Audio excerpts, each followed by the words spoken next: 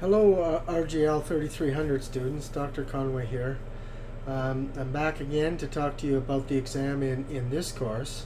The exam dates, as you are aware by now, are August 8th and 9th, which means that the exam instructions will be released at 12 a.m. on August 8th, and your answers must be submitted into the correct submission folder by 11:30 p.m. August 9th. All right? So that will give you the 2 days, like RGL3000, you'll have 2 days in RGL3300 to deal with the exam topic. Again, I've complied with your request, and I've made it into a one-question exam. Okay, so you'll be able to focus on this one thing. Again, I create a scenario for you, so that you're required to pull together all of your knowledge rather than write from script or write from any particular lesson or answer specific questions, but rather you'll be requested to pull together all of your knowledge and provide an opinion on a subject. But that opinion needs to be informed by the lessons you've had and by the concepts and analytical frameworks that we've learned about in the course. All right? Now, again, 2,000 words, Arial 12-point font, 1.2 line spacing, and references in a style of your choosing can exceed that. Remember, okay, just like in RGL 3000, it's not a requirement that you produce 4 pages, but if you can answer the question or deal with the topic in a shorter period of time than that, that's fine as well. Okay. Now, don't forget to deal with the last lesson in this, which is evaluative systems for pesticides and industrial chemicals. I talked about it in the previous lecture, where we're basically having to deal with environmental monitoring systems to deal with those 2 classes of chemicals because of the diffuse nature of the stakeholders and of their use, and how broadly they penetrate the economy through different sectors. Pesticides less so than industrial chemicals, but nevertheless, there isn't a clear post-market surveillance system through professional bodies like there is with pharmaceuticals. So make sure you understand that. Now, to the issue at hand, your exam for this course. I've taken a quote from Henrik Selin, Managing Hazardous Chemicals Longer Range Challenges, the Pardee Papers, number 5, March 2009, page 4. Okay? And the quote is, "It can be difficult to establish effective structures for environmental and human health protection. Public authorities must design and implement chemicals policy in the face of a host of scientific uncertainties. Many regulatory decisions must be made under conditions of scientific uncertainty due to incomplete assessment data about a chemical's environmental properties and the kind of health risks that it may pose throughout its life cycle." We talked about this. We talked about this in the context of pharmaceuticals, but even more so in the context of pesticides and in the context of industrial chemicals. And some of the gaps in our knowledge about that were things like mixtures. Things like we had a lot of chemicals already on the market before we even began to do formal assessments. About using chemicals off-label and all kinds of other residual risks that come from chemicals. Now, continuation of the quote. "Chemicals management can require balancing sometimes conflicting political and economic interests.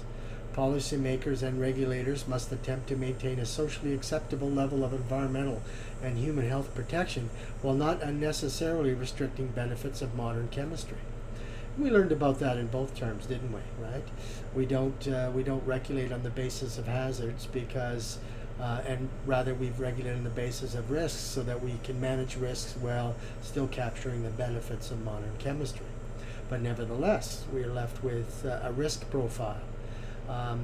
In principle, we're left with a risk profile because not all factors can be considered in pre-market assessment processes. So we have post-market surveillance, but even in that context, we've learned that post-market surveillance systems tend to be much better at capturing acute effects rather than chronic effects, tend to be much better at capturing direct effects, linear effects from a chemical to effect, as opposed to mixtures and longer-term effects. So there's still a lot of residual risk in the marketplace. Now, continuation of the quote. In fact, chemicals management presents public officials with some of the most intractable dilemmas of social regulation. End of quote. Okay. Now, the exam topic is this. Discuss this statement from the perspective of the subject matter and key concepts addressed in RGL3300. Remember, we didn't just deal with after a chemical is approved for the marketplace. We dealt with the life cycle of chemical management and of regulation. We dealt with the fact that a lot of the post-market surveillance aspects will be set at the pre-market assessment stage in many cases. Okay, so you need to consider the life cycle of the chemical, the life cycle of the regulatory process. But obviously, because we have a course of RGL3300 and post-market surveillance, the preponderance of your considerations will be from a post-market surveillance perspective. Okay, so continuation of the topic. Well, let me start it again from the beginning. Discuss this statement from the perspective of the subject matter and key concept addressed in RGL3300. I'm not looking for the explanation given by the author in his short publication, but rather your particular perspective on the key propositions advanced by this author. Do not miss discussing any of the author's discrete propositions which are made in all but the first and last sentences of his statement. Your discussion should be 2,000 words or less, Arial font, 1.2 line spacing. References in a style of your choosing can exceed that maximum word limit. Let's look at the author's propositions again. Okay. Second sentence. Public authorities must design and implement chemicals policies in the face of a host of scientific uncertainties. How does that play out in the post-market surveillance system? And why do they exist in chemicals regulation? Why can't we eliminate all the risks from the very beginning? What's the problem here? Okay. Second substantive sentence. Many regulatory decisions must be made under conditions of scientific uncertainty due to incomplete assessment data about a chemical's environmental properties and the kind of health risks that it may pose throughout its life cycle. Remember when we had that lecture on pesticides, where the emphasis of my lecture was to basically take apart the pesticide product approval process, both in terms of its scientific methods and some of the assumptions behind it, right? So that would be relevant. And how we're dealing with industrial chemicals, pretty much the same thing. And then we discussed many times the links between the limitations of clinical trials and pharmaceuticals. And once the pharmaceutical gets out in the wild, why we may need post-market surveillance. So all of those lessons will certainly be applicable to that second proposition of the author. Third sentence. Chemicals management can require balancing sometimes conflicting political and economic interests. We discussed that many times. What was the first lecture I gave you in the first term? Regulation is always fundamentally political.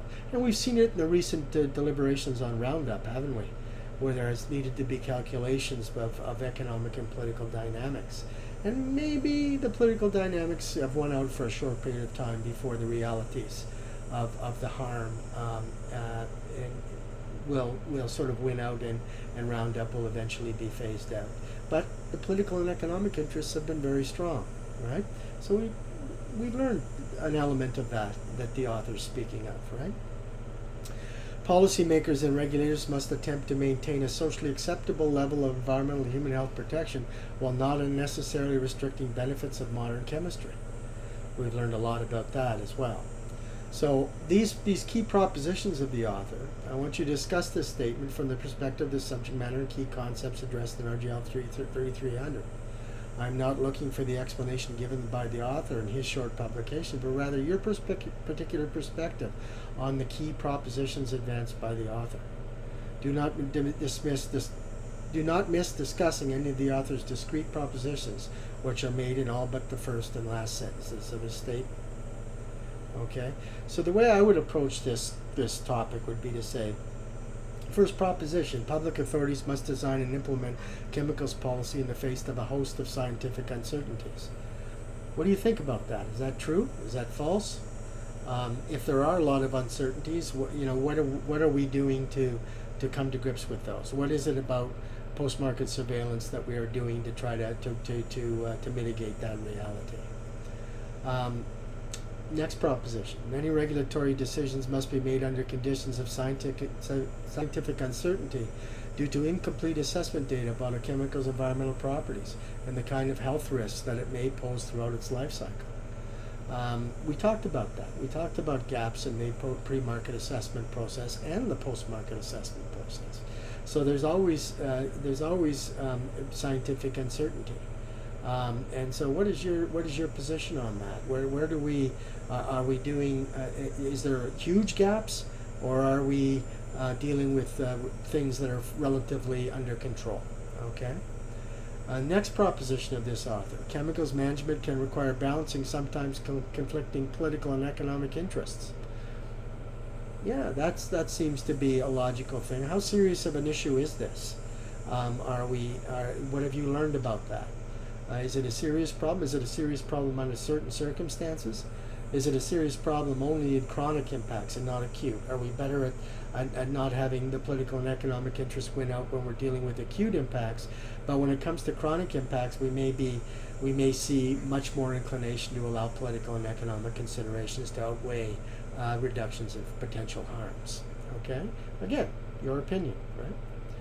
Policymakers and regulators must attempt to maintain a socially acceptable level of environmental and human health protection while not unnecessarily restricting benefits of modern chemistry. That balance is a very difficult one to maintain. What is your feeling on that? Are we maintaining a balance, or is the political and economic interest outweighing the protections from harms? I mean, is the political and economic considerations outweighing precaution?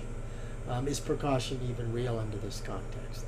And even in post-market surveillance, are we seeing a socially acceptable balance between protection from harms and political and economic interests?